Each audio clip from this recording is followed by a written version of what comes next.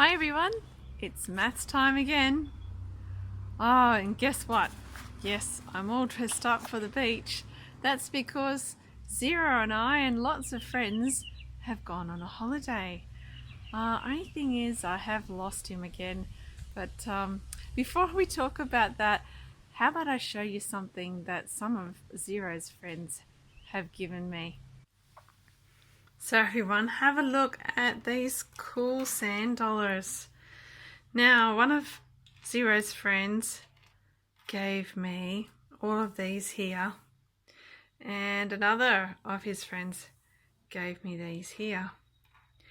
Now, I wonder if we can use some of our Hunt for Zero and our partitioning and splitting skills to help us be able to figure out equations like this, problems where we have a large amount of numbers and we want to add some to that. I wonder, can you think of any way that we might be able to use our splitting skills, our partitioning skills that we just learnt, and in our Hunt for Zero, making tens, how we might be able to do that with our sand dollars? How did you go? Yes, maybe some of you thought we could separate this one into a 10 and then whatever's left over. That is a strategy that you could use. Separate, find 10 here, separate them out, find what's left there. How about we have a look at a different strategy today where we're actually adding more to this to find our next tens number. So remember, we're on the hunt for our tens. Instead of taking away from this amount to find the 10, the closest 10 that's within this one, what if we could actually find the next 10 by using the next lot of numbers? Well, for starters, we would need to know how much was in each group. So how about we have a look at how many are here? In this group, let's see if we can put it into arrangement, maybe by me putting them in rows of 5s and 10s. 10s are the easiest, but because I would like to put them in smaller rows so that you can see them, that might be easiest. So we've got 5, count by 5s, 5, 10, 15, 16, 17, that's right. So we have 17 in this group. In this amount of sand dollars, how many are there? I think you already know. That's right. There are 5. That's right. So I wonder, how many do we need to take from our next group?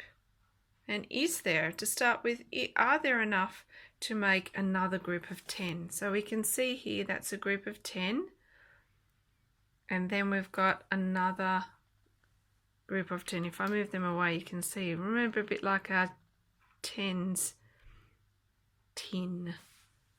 That's right. So how many are we going to need here? Can you see? Can you guess? Oh, I can hear you. That's right.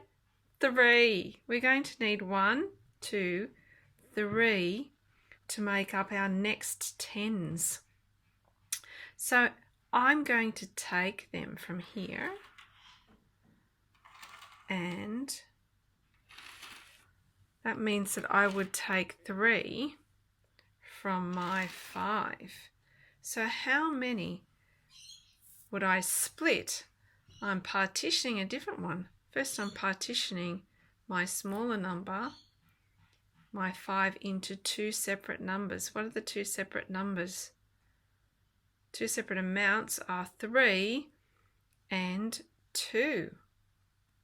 That's right. So we're partitioning 5 into 3 and 2. So we had it all together in 5. And we're splitting that over, and then we're going to push it across. That's right. Exactly. Fantastic. So then we have two clear groups of 10s. I wonder what that would make all together. Oh, I think you're right. But how many is this again? That is our 20. So our 17 and our 3, that's right, make our 20.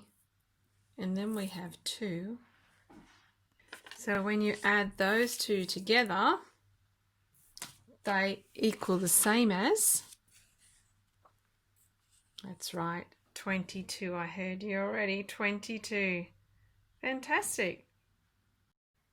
Well, now that we've had a look at my sand dollars, well, we probably should go looking for 0. I've got a map that shows where the islands are and how many of the numbers are on the islands. And maybe you can help solve the problem. You can find 0 using the sand dollars strategy that we had. We're going to make bridges. So in this activity, I'm going to show you the map. Please still the image, so the teacher will pause the video and then get a couple of volunteers maybe to draw a bridge between the islands that you see that you think need a bridge, and see how many that you need to have cross. So there will be a large number and there will be a small number. So remember, we're looking to see if we can take some, we're partitioning some from the smaller number and putting it onto the larger number to find our next 10. And we know that that's where 0 will be found. So I wonder which number is going to be our next 10. And I wonder who's going to be our bridge makers today. Let's have a look.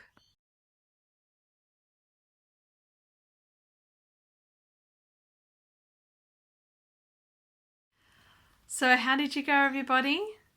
Did you find the magic 0? Did you find him? I hope that you did. You should have been able to see that 17 needs how many more? 3 more to make our next 10, which is 20. That's right. And so when we looked at our next small number that we were adding to it, we discovered that it was a 7.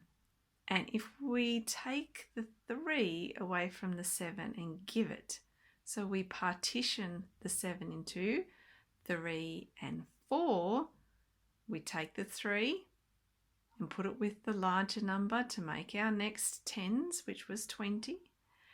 And then we had 4 left. And that's easy because we know 20 and 4 is just 24.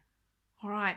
Well, if you've done that and you found 24 were on the islands having holidays together, well, I would like you to see if you've got time to make up your own islands. See if you can draw a picture of 2 islands and have a large number and then have a smaller number, and see if you can take some from the small number and make it into the next 10s and see magically 0 appear. Well, I hope you have lots of fun on your holiday island adventure. Until next time.